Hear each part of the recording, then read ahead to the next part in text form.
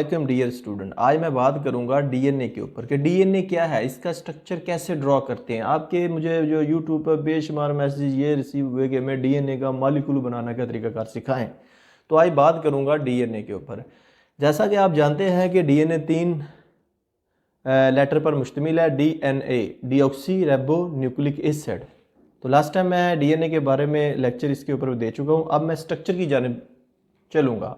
तो आइए चलते हैं। सबसे पहले आपको ये बताना चाहूँगा कि डीएनए एक पॉलीन्यूक्लियोटाइड चेन पर मुश्तमिल एक मॉलिक्यूल है। डीएनए एक पॉलीन्यूक्लियोटाइड चेन पर मुश्तमिल है। अब बात करते हैं what is polynucleotide chain.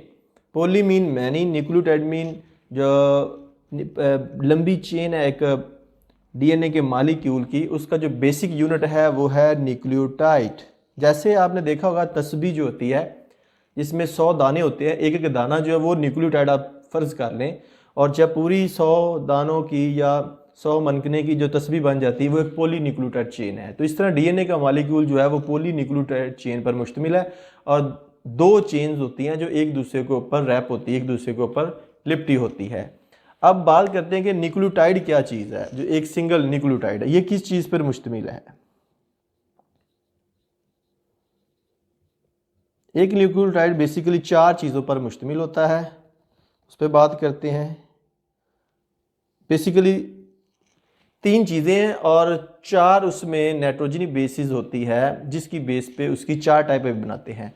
Nucleotide में नंबर 1 तो सबसे पहले तो शुगर होती है, जिसको हम कहते हैं डीऑक्सीराइबोज शुगर। जो पहली चीज़ है जो डीएनए के अंदर पाई जाती है, डीऑक्सीराइबोज शुगर। दूसरे नंबर पे इसमें फॉस्फेट ग्रुप होता है,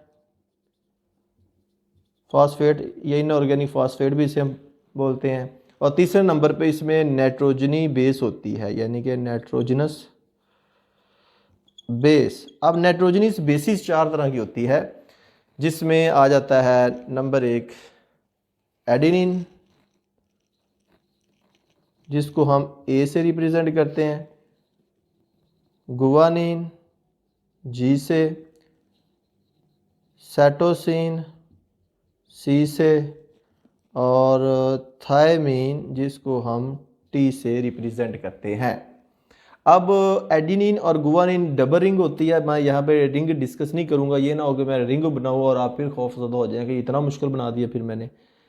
एडेनिन और गुवानिन डबल रिंग होती है, और डबल रिंग की वजह से इनको हम कहते हैं प्यूरिन्स। और साइटोसिन और थायमीन सिंगल रिंग पर मुश्तमिल होती है, इनको हम कहते हैं पेरीमिडीन्स, पेरीमाइडीन्स।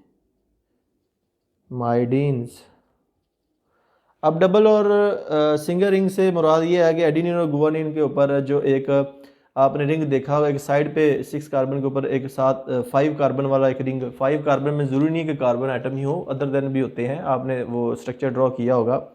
तो ये क्योंकि डबल रिंग बनते हैं एडेनिन और गुवानिन में, इसलिए इनको प्यूरिन्स कहते हैं। और साइटोसिन और थायमीन का सिंगल रिंग ही होता है, इसको हम कहते हैं इनको कहते हैं पेरीमिडीन। एक जनरल में आपको ड्रा करके दिखा देता हूँ स्ट्रक्चर, ताकि आपको थोड़ा सा आइडिया हो जाए। तो सबसे पहले मैं 5 कार्बन आपके सामने यहाँ पे एक मॉलिक्यूल ड्रा करूँगा, यानी कि शुगर का, डीऑक्सीराइबोज शुगर। इसके एक साइड पे लगाना है मैंने फॉस्फेट और दूसरी तरफ लगाना है नाइट्रोजनी बेस वाला, यानी कि न्यूक्लियोटाइड लगाना है। न्यूक्लियोटाइड का के अंदर जो नाइट्रोजनी बेस आ रही उसको मैंने यहाँ पे शो करना है। तो यहाँ पे आप देखिएगा ये 2 साइडें हैं, यहाँ पे मैं नाइट्रोजनी बेस लगाता हूँ। कोई भी बेस है, फ़र्ज़ कर ले मैं इसको सिंगल ही लगा देता हूँ यहाँ पे, ये नाइट्रोजनी बेस, या इसको सिंपल मैं बेस का नाम देता हूँ। ये मैंने यहाँ पे बेस लगाई है। यहाँ पे मैं फॉस्फेट को भी पूरा स्ट्रक्चर ड्रा करने की बजाय जस्ट पी से रिप्रेजेंट कर देता हूँ। ये क्या है जी, मेरे पास है जी फॉस्फेट, और ये मेरे पास है जी डीऑक्सीराइबोज शुगर। तो ये एक आपके सामने मैंने न्यूक्लियोटाइड ड्रॉ किया है।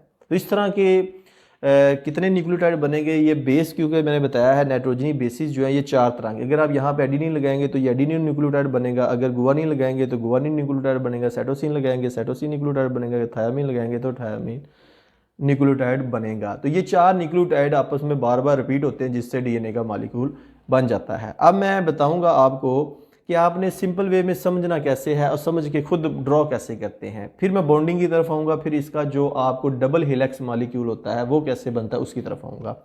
आप यूँ फर्ज कर लें कि आपके पास दो बांस वाली सीढ़ी देखी होगी आपने, नहीं देखी तो आज आपको वो भी दिखा देते हैं। ये देखिए इस तरह करके पौड़ी पौड़ी तो देखी होगी ना आपने घरों वाली, ये वो वाली मैं बनाने लगा हूँ, गौर से देखिएगा। इसका ये एक बांस है, ये दूसरा बांस है। फिर आपने इसमें वो स्टेप भी देखे होंगे दरमियान में जो लगे होते हैं, वो भी आपको दिखा देते हैं। पौड़े जिसे कहते हैं, जिस पे पाँव रख के आप ऊपर चढ़ते हैं।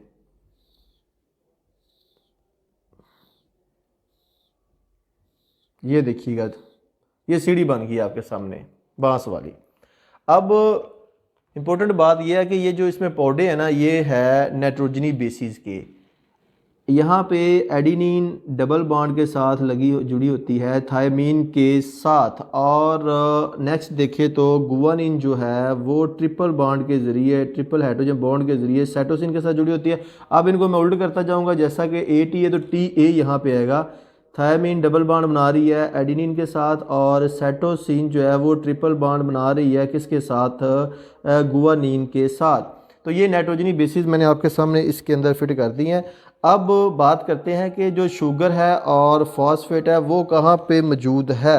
ये आपको वो दिखाते हैं कि नाइट्रोजनी बेस किसके साथ अटैच है, शुगर के साथ। तो यहाँ पे मैं छोटा सा एस का साइन डालता जाऊँगा, जिससे आपको ये आइडिया क्लियर हो जाएगा कि ये शुगर ही है। शुगर और इसके दो शुगर के दरमियान मैं आपके सामने फॉस्फेट लगा के दिखाऊंगा। ये भी शुगर है, ये भी शुगर है, इन दोनों आपस में अटैच हैं फॉस्फेट के ज़रिए। ये देखिए ये आपके सामने फॉस्फेट इस वक्त लग रहे हैं। अगर यह देखें तो ये पूरा एक मॉलिक्यूल मैंने आपके सामने ड्रॉ कर दिया है, ताकि आपको समझने में इंतहाई आसानी हो किस तरह के दोनों जो पौधे हैं या दोनों जो बांस है जिसके अंदर पूरा मॉलिक्यूल बन के आपके सामने आ चुका है। अब आपके जहन में ये सवाल आता होगा कि जो हम मॉलिक्यूल बुक्स में देखते हैं वो तो डबल हेलिक्स होता है, उसमें तो दो एक दूसरे के ऊपर चढ़ा हुआ हमें एक सीढ़ी का लेडर है दूसरे के ऊपर चढ़ा हुआ नजर आता है। बच्चों बात ये है, जब दो तरह की बॉन्डिंग होगी आपके सामने, एडिनिन जुड़ा होगा किसके साथ, डबल बॉन्ड के ज़रिए थायमीन के साथ, और गुआनिन जुड़ा होगा ट्रिपल हाइड्रोजन बॉन्ड के ज़रिए साइटोसिन के साथ। तो ज़ाहिर है डबल और ट्रिपल बॉन्डिंग यहाँ पे क्योंकि रिपीट हो रही है तो मॉलिक्यूल लीनियर नहीं रहेगा, बल्कि इस बॉन्डिंग की वजह से वो उसकी शक्ल कुछ आपको इस तरीके से नज़र आ गई जो अब आपके सामने मैं ड्रॉ करने लगा हूँ। अब गौर से देखिएगा, जिससे आपको खौफ आता है कि ये कैसे पता नहीं बन जाता है, ये वलामा सा बन जाता है, उल्टा सा बन जाता है, ये आपके सामने है। ये एक अभी मैं आपके सामने इसकी लड़ी बना रहा हूँ।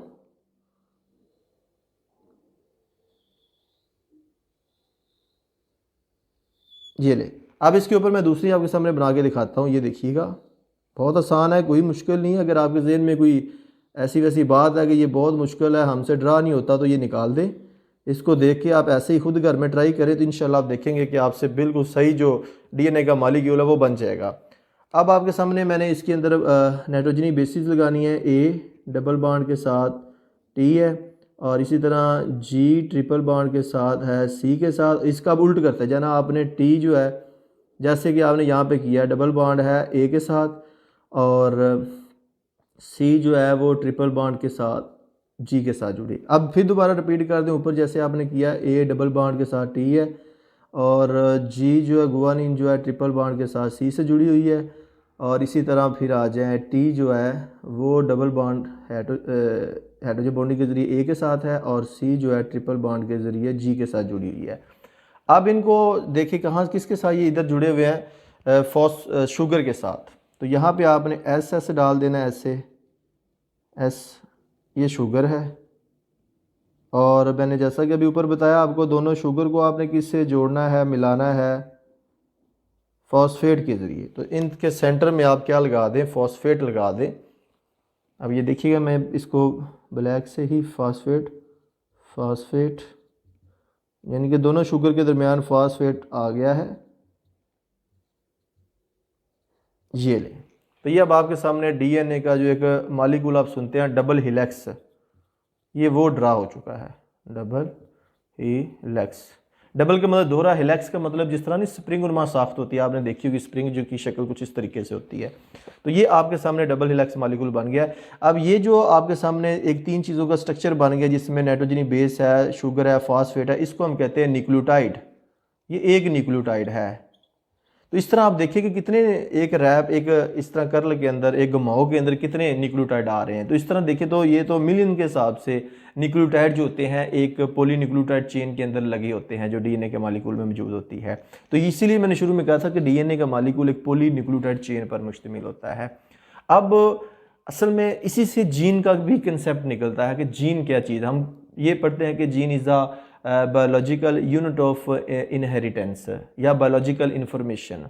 तो बेसिकली जीन एक न्यूक्लियोटाइड का ऐसा सेट होता है जो बॉडी में एक खास करैक्टर को कंट्रोल करता है। उस न्यूक्लियोटाइड के खास सेट को हम जीन का नाम देते हैं, यानी कि a specific set of nucleotide which determine the specific properties या characteristic in an individual, that is called gene. तो उम्मीद करूंगा कि ये सिंपल सा डीएनए का मॉलिक्यूल अब आप खुद भी ड्रॉ कर सकते हैं और आपको अंडरस्टैंडिंग भी हो चुकी होगी। अगर आपके ज़हन में फिर भी कोई भी क्वेश्चन हो तो इस वीडियो के नीचे आपने कमेंट बॉक्स में अपना क्वेश्चन ज़रूर पुट करना है। अगर ये वीडियो पसंद आई है तो इसे लाइक करके अपने दोस्तों के साथ आपने ज़रूर शेयर करना है। और अगर आप चाहते हैं कि हमें इस तरह की डेली बेस पे वीडियो रिसीव हो तो इस चैनल को आपने सब्सक्राइब करना है। सब्सक्राइब के नीचे एक बेल आइकन का बटन है, उसको प्रेस करें आप, ताकि डेली बेस पे जो वीडियो मैं अपलोड करूं उसका जो नोटिफिकेशन है वो आपको मिल जाए। तो नेक्स्ट वीडियो तक आपसे जा चाहूँगा, अपना बहुत ज़्यादा ख्याल रखिएगा। अल्लाह।